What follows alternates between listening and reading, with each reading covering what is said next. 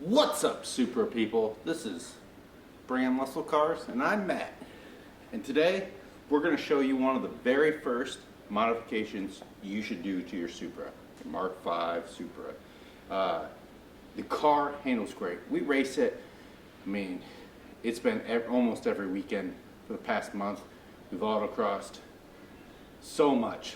And the car is so good right out of the box. Right out of the box without even doing anything. It's so good. However, it can be even better with one of these, a front sway bar. So we run B Street, which really limits the mods we can do, which is almost none. Sway bar, air filter, shocks, not springs, shocks, that's it, and tires. So we're pretty much stuck with this. It's going to help us put down power in the back, and it's going to help us go through slaloms and stop the car from pushing a little bit, which it really doesn't do too much, at least not the way we drive it. When Jeffrey drives it, it's a little bit different. Right here, we have the AFE sway bar. Never heard of them before before Tia got a Supra, but apparently they're pretty big into the import stuff. And if you look, it's got 3 holes here for adjustment. So this one's like 100% more or something like that. We're going to start off in the middle and we're going to go from there. I don't think we'll have to go full stiff, but maybe once Jeffrey drives it, he'll want to go full stiff and we'll go from there. To go along with this, we can do end links, and I got, put this down. We are allowed end links, and I got SLP Pro suspension end links. Again, this is another company I never heard of before Tia got the Supra, but apparently they make some very nice suspension parts, and their end links are supposed to be the best. So I went with them, and I will say that their packaging is top notch. So they take care to make sure that they don't get scratched up before you get them, and that they stay nice. There's a sticker in the box and some instructions.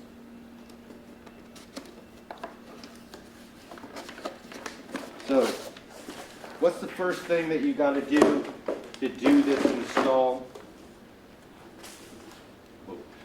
Is that you got to jack the car up and take the wheels off. So I can link a video that we made down below on how to jack the whole front end of the Supra up, and it's not super difficult. It's just a slight pain in the butt. This is the hardest car I've ever owned or ever jacked up. It's like just a pain. So since we're changing the whole end links and everything, it's really just removing the bolt from up here and then removing the skid plate down below and the 4 bolts holding on, which I'll show you the new bracket that we get. So they send you new brackets for the sway bar. It is much thicker. I will say the instructions on this, wow, are very nice. Nice pictures, walk you through everything. You do not see that every day. This is nice. This makes me want to buy more stuff from them, if I could. I got another car coming, so I guess I can. So, talks about what to do here. Alright, I guess there's only one thing left to do, people. Okay, so on the outside hole, it's 134% stiffer. The middle hole is 163% stiffer, or 455 foot-pounds per inch. And then the closest hole is 195% stiffer, or 510 foot-pounds, or pounds per square inch. So, let's do this. Okay, so it's telling us to remove these 3 shrouds, then this one. I think we can wiggle that one out without removing this, but in the end, it's not really that hard to remove these. So this is a bunch of 8mm bolts, and these are 16mm. Yep, 16mm. Let's do this. Okay, so we have those 3 shrouds removed. Now we have to remove this one. And you can see sway bar right here, the end link. If you were just removing the sway bar, you could actually keep your tire on and get it from here, but we're not going to do that. We're going to change the end links. So let's remove the big pan now. 16 millimeter. Okay, so here's the bolt you have to remove. It is a 16 millimeter, just like the bottom. And so I'm going to use my trusty 1/2-inch impact. Make quick work of taking that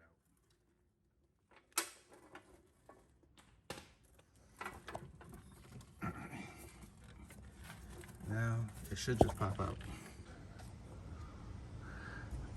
All right, so now it's time to remove these 2 bolts on the sway bar and those on that side. They are 13 millimeters. So let's do this. So when you remove the sway bar, watch out because these things are actually underneath here like that. And it kind of stuck and then fell and almost hit me. But we don't want to lose these because we have to reuse these. So put one over here and put one on the other side. But the sway bar is out. Now let's compare it to the AFE. Yeah, if you look at the 2 of them, it's definitely probably almost twice as heavy and twice as thick. I think the AFE is still a hollow bar, but it's a much bigger diameter. And then you can see that there's no adjustment on the factory sway bar, but we have 3 adjustments on the AFE. So now let's compare the end links, the factory ones, to the SLP. So here you can see the factory one. Let's zoom in a little bit. Factory one with a rubber bushing. It's gonna give you a nice soft ride. It is gonna work, but it's gonna cushion some. Here you can see you have an end link here and some adjustability, and it's much thicker. It is probably gonna make your ride a little harsher, but it's a sports car, so of course it's gonna be a little harsh. Do you want to go fast or do you want a smooth, comfy ride? If so, choices have to be made here, people. Come on, let's go fast. So let's put this together and then we can put it up and on the car. Okay, so I fed the control arm up through, got the bolt loosened, well not loosened, but loosely tightened. It's a locking nut, so I got it hand tight. So now we're gonna go down underneath and we're gonna put that in. It was much easier to put the end links in first, but I had to use a stool to balance the sway bar. So just keep that in mind. Would have been super easy if I had someone else here to help me. But since nobody wants to help you gotta do what you gotta do. All right, let's bolt this bottom piece up. Okay, you can see I'm using the stool here to help me line everything up.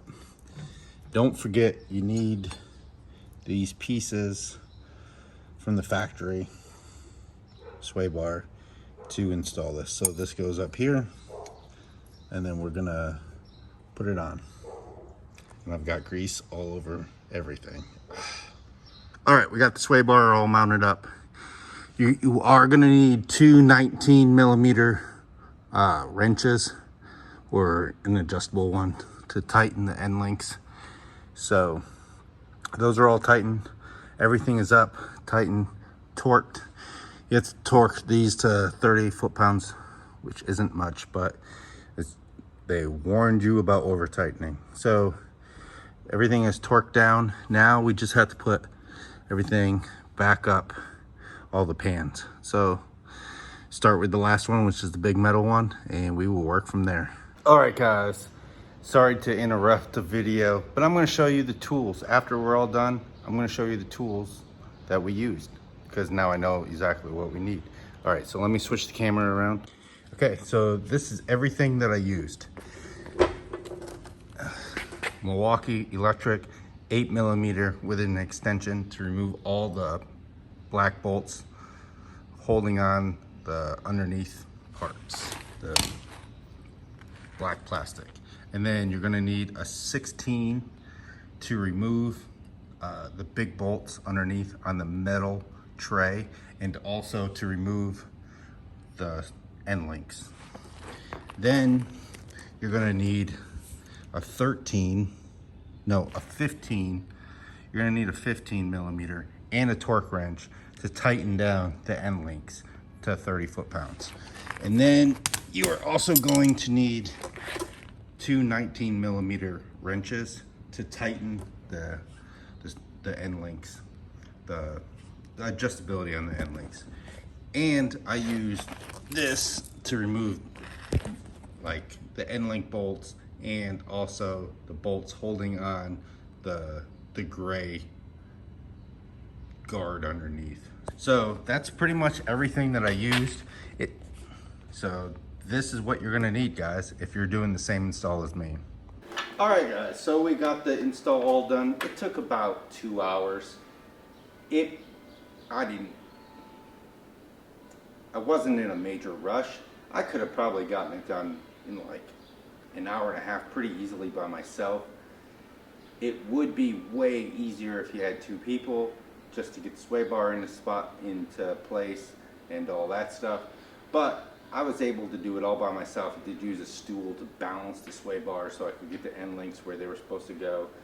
But mounted everything, zero tension, so that means there was zero preload, and it should be good to go. So we're gonna take this thing out. She's gonna drive it some this week, and we're gonna test it out this weekend. We're gonna be autocrossing at Poconos. So thanks for watching. If this video helps you, let me know down below. Let me know what sway bar you're running. Are you running this one or something different? And if you're like us and you got a fast car, you better bring it. Thanks for watching, guys.